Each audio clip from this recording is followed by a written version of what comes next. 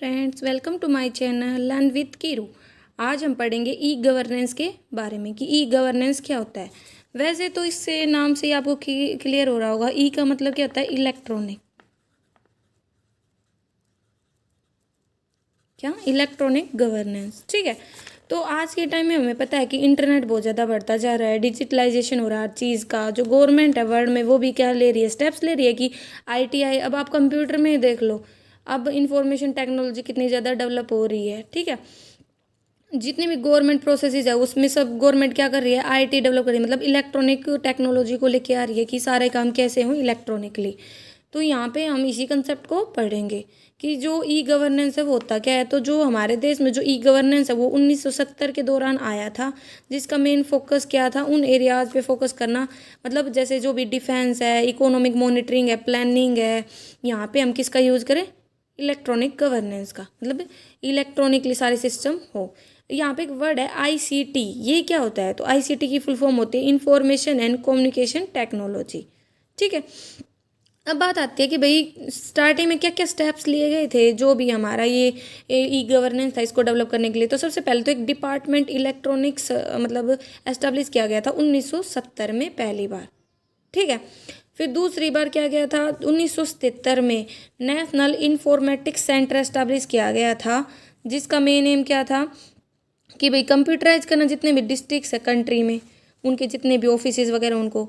फिर क्या गया था जो मतलब NICNET है ना, इसको लॉन्च किया गया था 1987 में। फिर बात आती है हमारे पास मीनिंग ई गवर्नेंस का। मीनिंग की मतलब ई गवर्नेंस होती क्या है? तो ई मतलब इलेक्ट्रॉनिक। ई गवर्नेंस को हम डिफाइन कर सकते हैं application of information and communication technology के रूप में, जो क्या करती है, गवर्नमेंट की सर्विसेज देती है, एक्सचेंज करती है डाटा को, इन्फॉर्मेशन को, ट्रांजेक्शन्स को, और इंटीग्रेट करती है जो भी सर्विसेज वगैरह हैं उनको।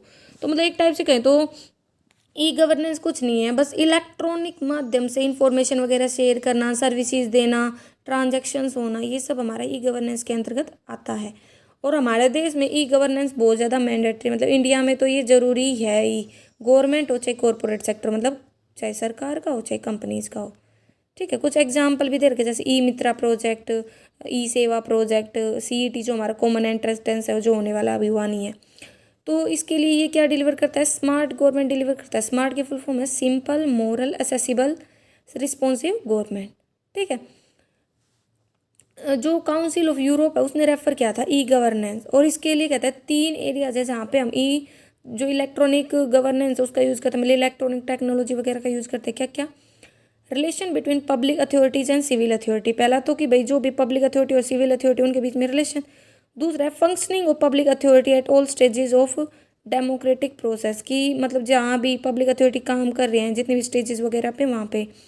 और प्रोविजन ऑफ पब्लिक सर्विसेज, वहाँ पे भी हम क्या लेके आए? इलेक्ट्रॉनिक सर्विसेज लेके आए।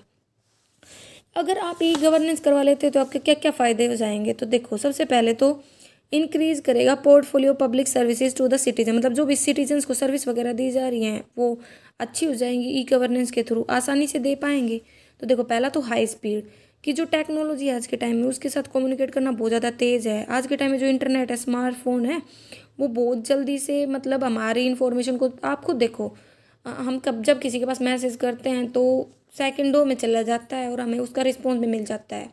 तो जो ई गवर्नेंस है वो बहुत ज़्यादा स्पीडली कम्युनिकेशन ऑफर करता है। लेकिन अगर पुराने टाइम में देखें, अगर लेटर वगैरह सेंड करना हो तो बहुत ज़्यादा टाइम लग जाता है, दिन भी लग जाते हैं, महीने भी लग जाते हैं उसका रिस्पॉन्स मिलने में। कॉस्ट सेविंग है। देखो, अगर आप किसी कंपनी में काम कर रहे हो तो आप उसके अकाउंट्स वगैरह को मेंटेन करोगे कागज़ पे, फिर उन अकाउंट्स को भी रखोगे, पेन पेंसिल वगैरह सब कुछ चाहिएगा। तो इसके लिए जो कॉस्ट आती है ना वो बहुत ज़्यादा हो जाती है। लेकिन जब आप ई गवर्नेंस करते हो, मतलब हर चीज़ को इलेक्ट्रॉनिक मेंटेन करते हो इंटरनेट पे, अपने कंप्यूटर वगैरह में, स्मार्टफोन वगैरह में, तो स्टेशनरी वगैरह का खर्चा भी बचता है, और उसको जो मतलब रिकॉर्ड करके रखते हैं रजिस्टर वगैरह को, वो सब भी कम होता है। ट्रांसपेरेंसी लाता है। ट्रांसपेरेंसी मतलब ई गवर्नेंस में कहता है कि जो गवर्नमेंट है ना वो जितनी भी इन्फॉर्मेशन वगैरह होती है उनको इंटरनेट पर अपलोड करती है, जिससे से जो भी सिटीजन होता है उसे आसानी तक पहुंच सकता है। तो क्या आती है? इसे ट्रांसपेरेंसी आती है। फिर बात आती है अकाउंटेबिलिटी। अकाउंटेबिलिटी मतलब देखो, ट्रांसपेरेंसी आ रही है, ट्रांसपेरेंसी मतलब हर इन्फॉर्मेशन को पता कर सकते हैं कि क्या हो रहा है। तो एक बार अगर ट्रांसपेरेंसी आ जाएगी तो गवर्नमेंट के जो फंक्शन हो पब्लिक को पता रहेंगे। तो कोई भी गड़बड़ होगी तो उसके लिए कौन अकाउंटेबल रहेगी? हमारी सरकार। और भी बहुत सारे बेनिफिट मिलते हैं, लाइक एज ये क्या करता है, करप्शन को रिड्यूस करता है, कन्वीनियंस मतलब सुविधाएं बढ़ाता है, ओवरऑल कॉस्ट को कम करता है, और गवर्नमेंट के पास जो भी पहुँच हो वो बढ़ाता है। लेकिन इसकी कुछ डिसएडवांटेज खुद सोचो। एक तो हर कोई इतना एजुकेट नहीं है, इलिटरेसी है, ठीक है।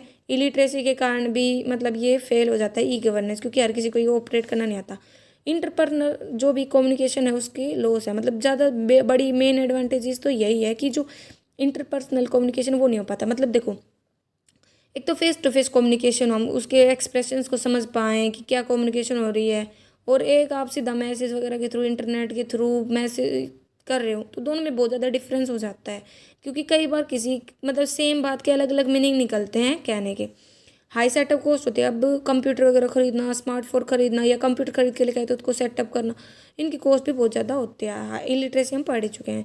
साइबर क्राइम भी होता है। देखो, हम कहीं भी जैसे बैंक की ट्रांजैक्शन कर रहे हैं, कोई भी ऑनलाइन सेल वगैरह कर रहे हैं, क्रेडिट कार्ड वगैरह, तो हमारी जो इन्फॉर्मेशन है ना वो गवर्नमेंट वेबसाइट पर सेव वगैरह हो जाती है, और जो भी हैकर वगैरह होते हैं वो हमारी इन्फॉर्मेशन को चुरा लेते हैं और उसका फ़ायदा उठाते हैं। False sense of transparency and accountability, कहता है कि opponents of e governance argue that online governmental transparency, कहता है कि कुछ लोग क्या आर्ग्यूमेंट करते हैं कि जो भी गवर्नमेंट की ट्रांसपेरेंसी ऑनलाइन वो ना फॉल्स है, मतलब डूबियस है, डाउटफुल है, ऐसा कुछ भी क्लियरेंस नहीं दे रखा, ठीक है। पब्लिक के आइज़ में इंफॉर्मेशन को अभी भी ऐड और रिमूव किया जा सकता है। इनएसेसिबिलिटी है, मतलब हर किसी के पास, अब लगा लो क्या हर जगह इंटरनेट अवेलेबल है।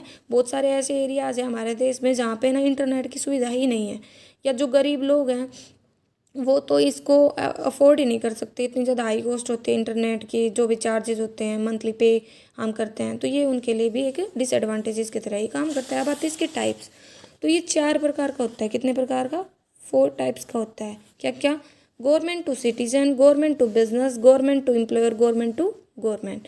तो गवर्नमेंट टू सिटीजन में क्या है, मतलब ये गवर्नमेंट के बीच में और सिटीजन के बीच में एक इंटरेक्शन की तरह काम करता है, मतलब ऑनलाइन जैसे इंटरेक्शन होना। तो इससे क्या होगा, जो भी सिटीजन्स हैं हमारे देश के, वो आसानी से गवर्नमेंट की सर्विसेज को ले पाएंगे, कहीं भी किसी भी टाइम उन्हें कोई प्रॉब्लम नहीं आएगी। जैसे भाई हमें लाइसेंस बनवाना है, रिन्यूअल करवाना है, तो ऑनलाइन हम आसानी से करवा सकते हैं। टैक्स की पेमेंट करनी है तो ऑनलाइन हम पेमेंट कर सकते हैं, ठीक है। इससे टाइम भी बचता है और कॉस्ट भी बचती है। गवर्नमेंट टू बिजनेस में क्या होता है, कहता है गवर्नमेंट टू बिजनेस में जो गवर्नमेंट है ना वो सर्विसेज देती है, मतलब इन्फॉर्मेशन वगैरह देती है जो भी हमारे बिजनेसेस होते हैं उनको, और बिजनेसेस उस इन्फॉर्मेशन का यूज़ करके अपनी एक्टिविटीज़ करते हैं, डिसीजन वगैरह लेते हैं। तो इससे क्या हो जाए, बहुत ज़्यादा इन्फॉर्मेशन अवेलेबल होती है, तो जो बिजनेस है वो इफिशियंटली मूव करते हैं, कोई गड़बड़ नहीं होती। तो देखो इससे क्या होता है, एक तो डिफ़िकल्टी कम होती है बिजनेस की, इमीडिएट इन्फॉर्मेशन मिल जाती है, और डिजिटल कम्युनिकेशन को बढ़ावा देता है। गवर्नमेंट टू एम्प्लॉय में क्या होता है, इसमें जो भी एम्प्लॉयज़ होते हैं उनके बीच में इंटरेक्शन की बात आती है। क्या क्या? एक तो ई लर्निंग मिलती है एम्प्लॉयज़ को, उन्हें पता चलता है ई लर्निंग क्या है, मतलब इलेक्ट्रॉनिकली कैसे कम्युनिकेशन होती है। एम्प्लॉयज़ को सभी को साथ लेके आता है, प्रमोट करता है नॉलेज को उनके अंतर्गत। जैसे एग्जांपल है, किसी एम्प्लॉयज़ को देखना है कि मतलब लीव के लिए अप्लाई करना है तो वो ऑनलाइन कर सकता है। रिव्यू करना, सैलरी पेमेंट कितनी हुई है रिकॉर्ड में, ये चेक करना है कि उसने कितने हॉलीडे बचे हुए हैं अभी तक, कितने यूज़ वगैरह कर, तो ये ऑनलाइन सब कुछ वो चेक कर सकता है, ठीक है। फिर आता है government to government. Government to government, तो बहुत सारी गवर्नमेंट है वर्ल्ड में जो ग्रेजुअली टर्न कर रही है आईटी की तरफ। उनका मेन एफर्ट्स क्या है कि भाई आज की जो डिमांड है टाइम की, इलेक्ट्रॉनिक की, उसको ऑफर करना। तो गवर्नमेंट टू गवर्नमेंट में क्या होगा, एक गवर्नमेंट दूसरे गवर्नमेंट, मतलब एक गवर्नमेंट डिपार्टमेंट दूसरे गवर्नमेंट डिपार्टमेंट के साथ, गवर्नमेंट एजेंसीज वगैरह, ऑर्गेनाइजेशंस वगैरह, इनके बीच में जब इलेक्ट्रॉनिक कम्युनिकेशन होती है तो वो गवर्नमेंट टू गवर्नमेंट कहलाती है। जैसे support of e governance initiated by improving communication, data access and data sharing. Data को शेयर करना, एक्सेस करना ईजी हो जाता है, कम्युनिकेट करता है प्राइवेट सिटीजन्स के साथ, पब्लिक गवर्नमेंट के साथ, ये कॉस्ट भी कम कर देता है, ठीक है। तो ये सब हमारी ई गवर्नेंस के एडवांटेजेस, डिसएडवांटेजेस और टाइप्स हैं। Thank you. Like, subscribe and share. अगर आपको कुछ भी समझ में नहीं आता है तो आप मेरे को कमेंट करके पूछ सकते हैं।